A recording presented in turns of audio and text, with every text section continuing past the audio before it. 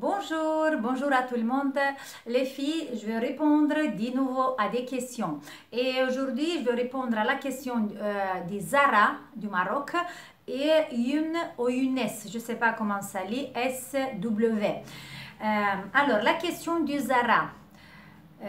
Voilà. S'il vous plaît, Dorina, répondez-moi, qu'est-ce qu'il faut faire quand les muscles sont extrêmement collés sur les articulations des mâchoires et des tempes? Merci. Alors, les filles, imaginez-vous pendant des années et des années avec le stress et la contraction des mâchoires, avec toutes les émotions négatives qu'on va accumuler, les muscles vont se coller, vont devenir plus courts. Et si vous commencez à travailler par exemple avec les techniques que je vous avais montrées très profondes et très intenses, le muscle peut s'opposer. Parce que qu'est-ce qu'il fait ici? Le cerveau reptilien, quand vous, par exemple, vous faites un exercice, lequel? Celui-là, dans lequel je vous l'avais montré hier, et vous étirez, faites cet étirement, oui, ou peut-être, parce que Zara, il parle de la ligne sous-maxillaire, vous faites ce massage-là, oui. Et quand vous faites ça, profond, regardez, je fais ça, très profond, voilà. C'est un bon travail. C'est un très bon travail seulement quand vous allez déjà habituer vos muscles avec ce travail. Si vous n'avez pas habitué le muscle, votre cerveau va comprendre que c'est un danger. C'est un danger et qu'est-ce qu'il fait le corps quand on est en danger? Il va se contracter. Il contracte pour nous protéger. Tout le corps s'engage, les muscles sont contractés, ils vont s'opposer à ce que vous faites. Pour ça, je vous conseille, si vous avez des endroits sur les maxillaires, sur les mâchoires, sur le temple, sur le front, surtout cette partie du front qui est collée, si la peau, la cuir chevelu ne bouge pas, vous ne devez pas du tout forcer. Vous ne faites pas les exercices que je vous montre profonds, les exercices intenses du modelage du visage.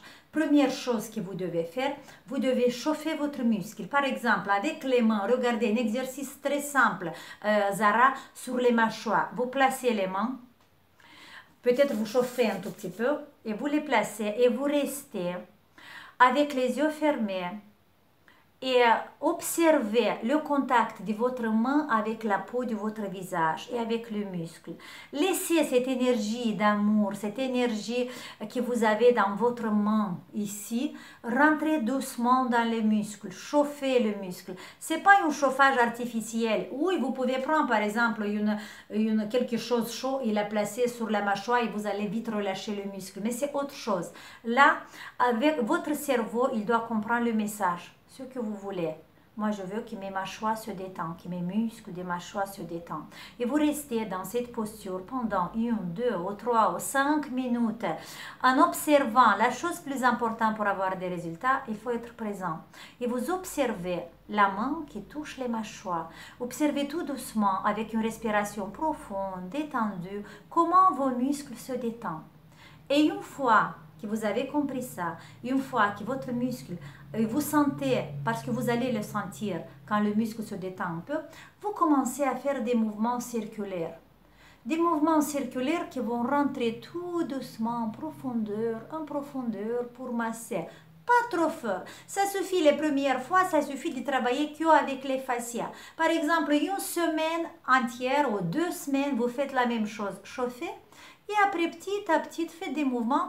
Voilà, là, moi, je n'appuie pas fort. Moi, je travaille qu'avec la peau et avec les fascias. Et les fascias sont collés au muscle. Le muscle est collé au l'os. Et comme ça, si vous allez amener cette message au votre cerveau, que moi, j'appuie pas trop. Moi, je fais seulement des mouvements circulaires. Au niveau du temple aussi. Vous voyez? Au niveau du front aussi, des mouvements circulaires, avec les bouts des doigts qui sont très très doux, avec les yeux fermés, avec la zone cervicale détendue. Vous pouvez respecter, vous savez, les lignes du massage, parce que là, les lignes du massage, vous les connaissez toutes. Par exemple, les mâchoires qui vont vers là, vers les oreilles, l'angle de la bouche qui va vers mieux de l'oreille. Et voilà, ça, c'est toutes les lignes que vous pouvez le faire en faisant un massage doucement. Ou peut-être quand vous regardez la télé, quand vous lisez quelque chose, essayez d'aller tout le temps à vous faire des câlins. En fait, c'est un massage dans lequel vous n'avez pas du tout mal. C'est pas le principe que je vous disais de faire ça, de travailler profond et d'y aller. Ça, vous allez le faire après, quand vous allez observer que le muscle commence à bouger un tout petit peu. Si le muscle est collé, il ne bouge pas du tout, il ne faut pas le forcer.